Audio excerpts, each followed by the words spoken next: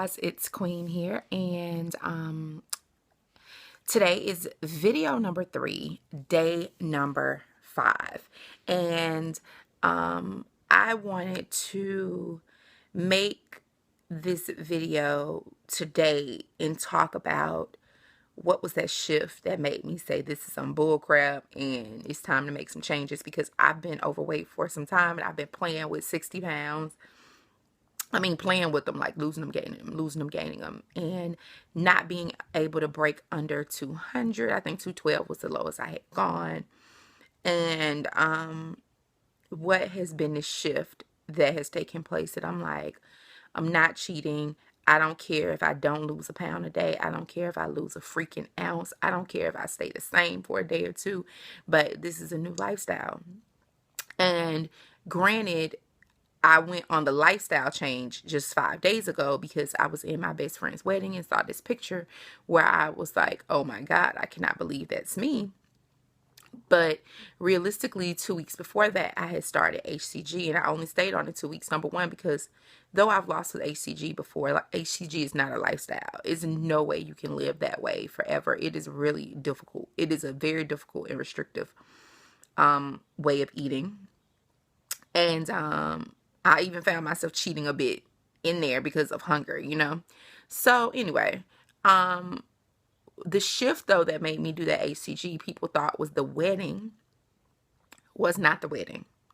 Granted, the wedding was coming up and I wanted to lose some weight, but I mean, I waited until 2 weeks before. How much weight am I really going to lose 2 weeks before the wedding? The shift was 3 weeks ago. I was in the car. I picked my mom up to go somewhere. I'm trying to think. I don't even know where we were going. I guess it really doesn't matter. But I walked around the house for a little while, and all of a sudden my chest began to hurt.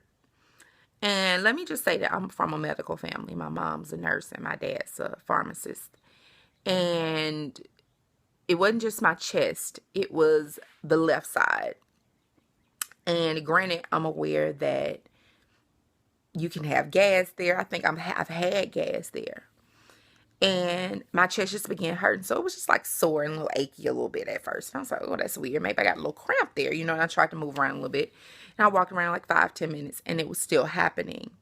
And then after about 15 minutes, it got worse. And I mean, it was like really hurting to even move my arm. Now, something I'm aware of is that heart attack is left side of your body, your arm, the left side, all that.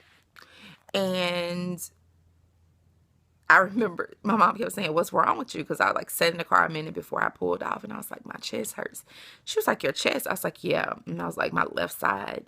And I didn't say anything past the left side, but I know I probably had this majorly worried look on my face.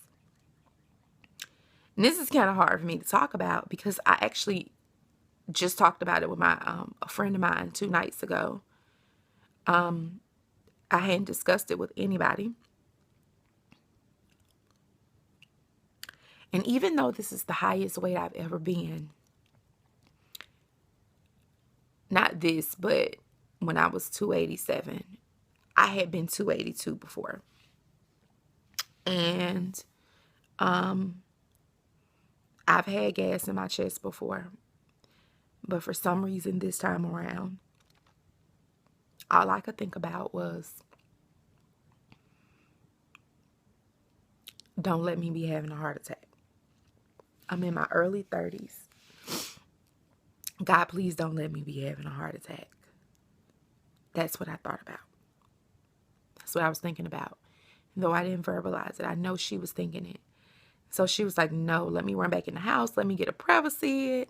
And, you know, I'm from Alabama. We be doing a little home remedy. She was like, let's get some baking soda and water. Let's get you burping, you know. And I went burping. And she was like, let's go get a Coke. Like, we was doing everything. We didn't talk about it. And I know she was thinking it too. And I just was like, God, don't let me be having a heart attack. And I will change it. I will change it. And I will quit playing. I mean, not just being heavy. It's one thing. But when you yo-yo diet, when you lose and gain and lose and gain, It's extremely hard on your heart. And I mean, I'm educated enough to know that.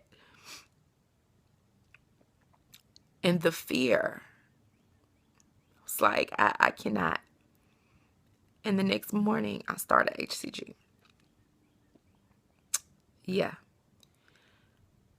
Was I having a heart attack? I hope not, because I did not go to the hospital. If I was to go to the hospital, I felt like some reality, it's going to sound stupid, reality would have set in. But after about 20 minutes, 5 minutes after I took the Prevacid and the soda and started drinking, and I didn't get a burp out, but the pain subsided. So I assumed it was gas. But there was a reason that this time my fear was a heart attack, because deep down I knew that this had gone too far and that this has gone too long, and I've yo-yoed for too long, and deep down there had to be something serious to push me to make a change and stick it through. And so every time I want to eat something I don't have any business, I think about the fear that I was having a heart attack. And I mean, everything went through my mind.